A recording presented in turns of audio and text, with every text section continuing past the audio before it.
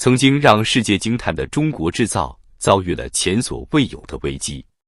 从广东到浙江，从江苏到山东，大量工厂开始倒闭或者外迁。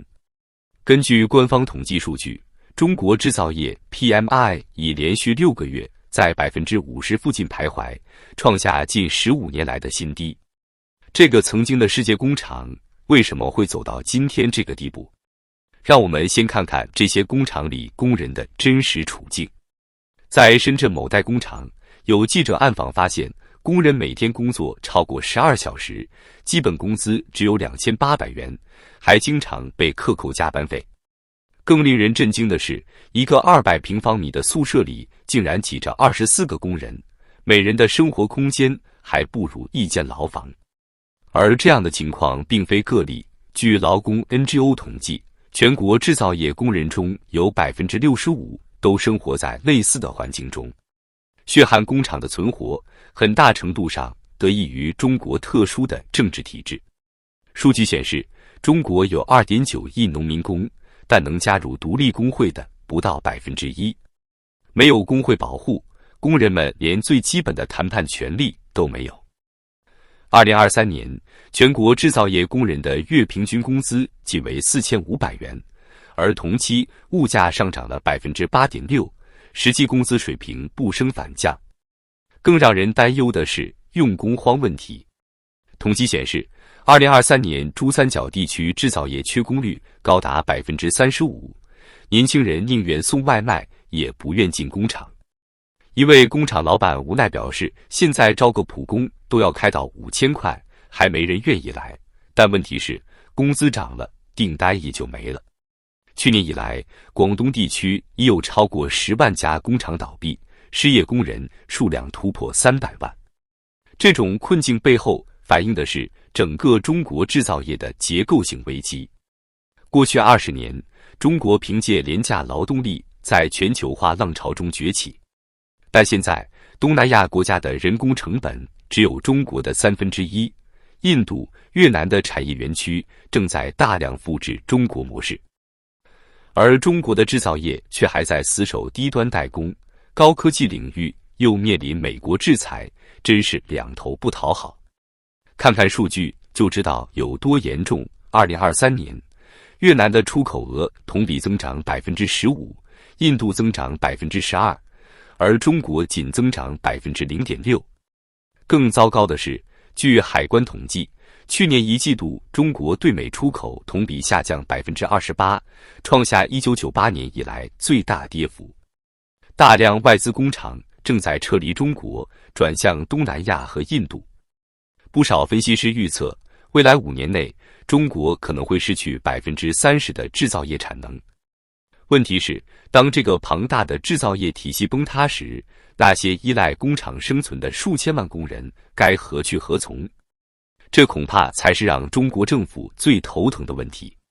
最近，国务院又开了一场振兴制造业的新闻发布会，又是喊口号，又是画大饼，说什么中国制造业韧性强大，已经止跌企稳，可市场根本不买账。不信咱们来看看真实数据。先说工业用电量吧，这可是最真实的经济晴雨表。2023年12月，全国规模以上工业企业用电量同比下降 8.2%， 创下近5年新低。这说明什么？说明很多工厂都已经关门歇业了。再看外贸订单，海关总署的数据显示，2024年一季度出口订单指数仅为 42.3， 连续9个月处于萎缩区间。有意思的是，政府说已经出台了一揽子扶持政策，比如说对制造业企业减税降费，号称1年要减负6000亿。但问题在哪儿呢？据广东地区100多家工厂的实地调查显示，80%的企业负责人表示根本享受不到这些政策红利。原因很简单，企业要先有利润才能享受减税。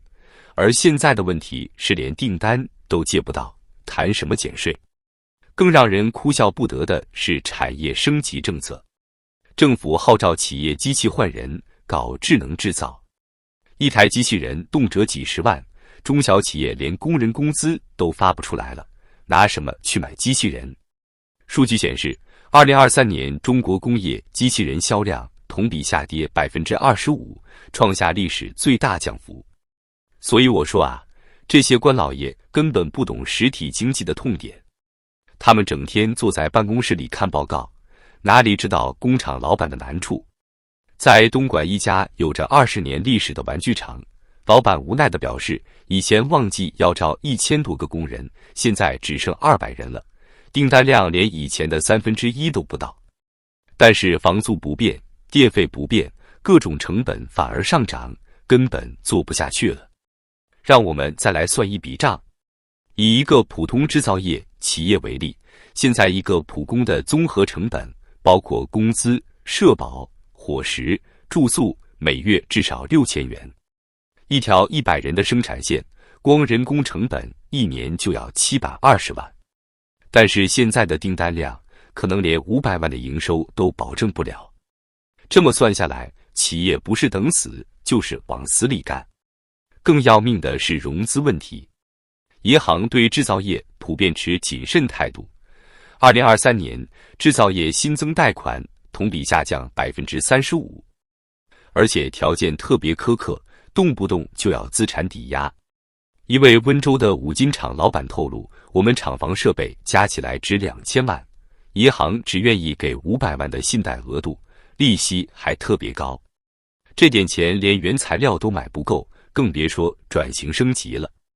其实从更深层次来看，中国制造业的困境在于整个经济结构的扭曲。房地产占用了太多金融资源，实体经济被严重抽血。统计数据显示，中国制造业的平均利润率只有 3.2%， 而房地产开发的平均利润率高达 15%。在这种情况下，资金、人才当然都往房地产跑，制造业自然就被掏空了。